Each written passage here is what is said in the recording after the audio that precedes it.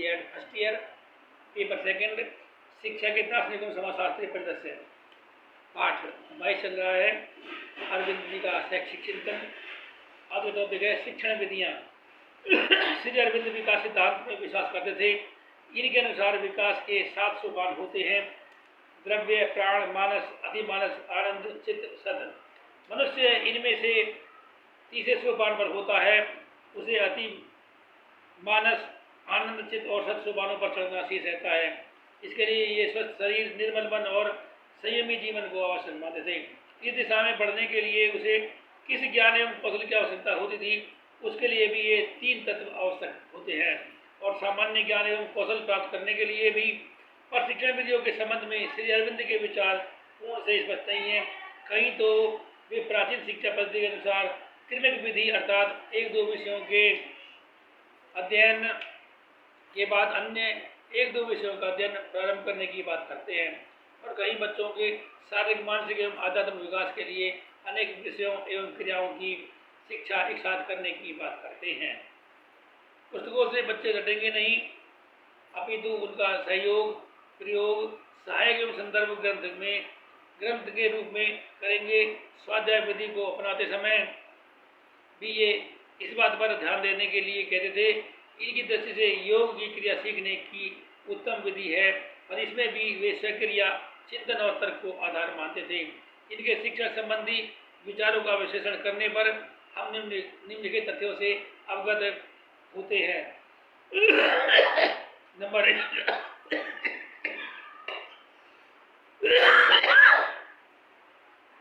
शिक्षण करते समय बच्चों की शारीरिक एवं मानसिक क्षमता तथा उनकी अपनी रुचियों का ध्यान अवश्य रखना चाहिए।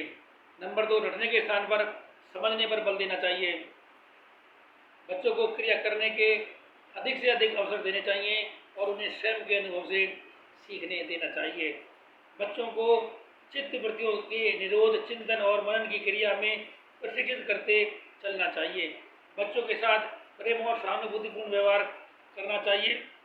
उन्हें अपने कार्य करने की स्वतंत्रता भी होनी चाहिए। शिक्षा का माध्यम मातृभाषा होना चाहिए और हर स्तर पर बच्चों के सहयोग से आगे बढ़ना चाहिए। अनुशासन, श्री अरविंद की दृष्टि से स्वेच्छा से कर्तव्य पालन करना ही अनुशासन है। इनके अनुसार शिक्षा के क्षेत्र में भी अनुशासन का बड़ा महत्व होता है। यह अनुशासन कैसे प्राप्त किया जाए, इस संबंध में श्री अरविंद के अपने विचार हैं। अनुशासन का संबंध ये भावना से जोड़ते हैं और इस भावना का संबंध नैतिकता से। इनके अनुसार प्रत्येक शिक्षक का यह उत्तरदायित्व है कि वे बच्चों के मन में ऐसी भावना भरे कि वे अच्छाई की ओर अग्रसर हों, नैतिकता का पालन करें और अपने अध्ययन से एकाग्रता से लगें। इसी विचारानुसार शिक्षक को बच्चों के साथ प्रेम और सहानुभूतिपूर्ण व्यवहार करना चाहिए। कठोरता से वास्तविक अनुशासन की प्राप्ति नहीं की जा सकती है।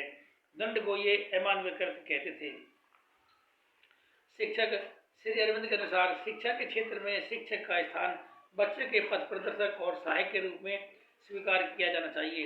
इनके अनुसार शिक्षक न तो बच्चों को ज्ञान देता है और न ही उनके अंदर के ज्ञान को विकसित करता है, अपितु बच्चों की इस बात में सहायता करता है कि वे स्वयं ज्ञान को प्राप्त करें और अपने अंदर के ज्ञान को विकसित करें।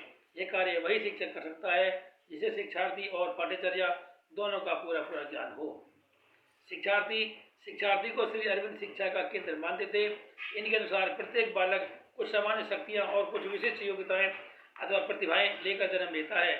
बच्चों की इन शक्तियों और योग्यताओं में बड़ी भिन्नता होती है।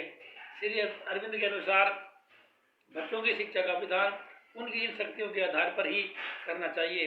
कहने का तात्पर्य यह है कि शिक्षा की व्यवस्था करते समय बच्चों की व्यक्तिगत रुचि, रुझान और योग्यताओं का ध्यान रखना चाहिए। श्री अरविंद के अनुसार सबसे बड़ी चीज जिसे एक बालक लेकर पैदा होता है वह उसकी आत्मा है। श्री अरविंद के अनुसार यह आत्मा अपने में पूर्ण होती है, इसके कारण ही समस्त ज्ञान अंतर्निहित होता है। विद्यालय, श्री अरविंद के अनुसार प्रत्येक विद्यालय को बच्चों के भौतिक और आध्यात्मिक दोनों प्रकार के विकास में सहायता करनी चाहिए।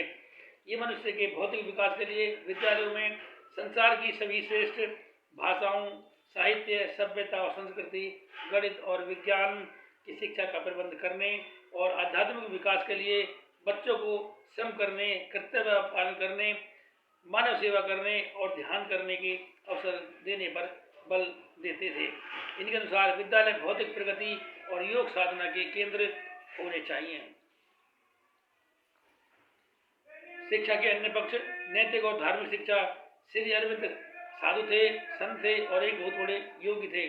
नैतिकता और धर्म में इनकी आस्था थी, इसलिए ये शिक्षा को नैतिकता और धर्म पर आधारित करना चाहते थे। श्री अरविंद के विचार से धर्म कोई भी हो और कैसा भी हो, परंतु यह मनुष्य को अपने लिए, दूसरों के लिए और ईश्वर के लिए जीना सिखाता है। किसी धर्म से घृणा करना यह धर्म का लक्षण नहीं, यह तो धार्मिक संकीर्णता का परिचायक है। सांप्रदायिकता का विकास इसी संकीर्णता के कारण होता है। श्री अरविंद संसार के सब धर्मों का समान दृष्टि से देखते थे और किसी देश की शिक्षा को उसके अपने धर्म पर आधारित करना चाहते थे। इनका स्पष्ट मत था कि धर्म के अभाव में मनुष्य अपने आध्यात्मिक स्वरूप को नहीं पहचान पाता है। राष्ट्रीय शिक्षा।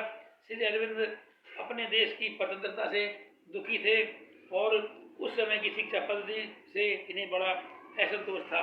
इन्होंने इस बात पर बल दिया कि देश स्वतंत्र होना चाहिए और इसकी शिक्षा को भारतीय रूप प्रदान करना चाहिए। इन्होंने राज्य शिक्षा की रूपरेखा तैयार की।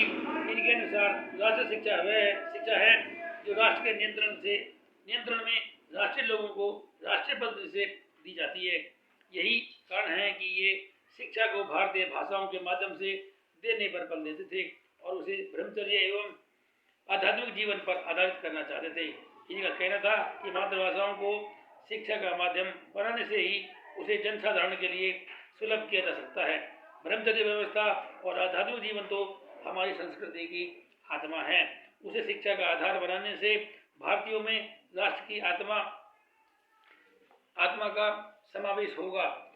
यहाँ हमें यह बात समझ लेनी चाहिए कि श्री अरविंद संकुचित राष्ट्रीयता में विश्वास नहीं करते थे। ये मानवतावादी व्यक्ति थे, इसलिए इनका दृष्टिकोण बड़ा व्यापक था।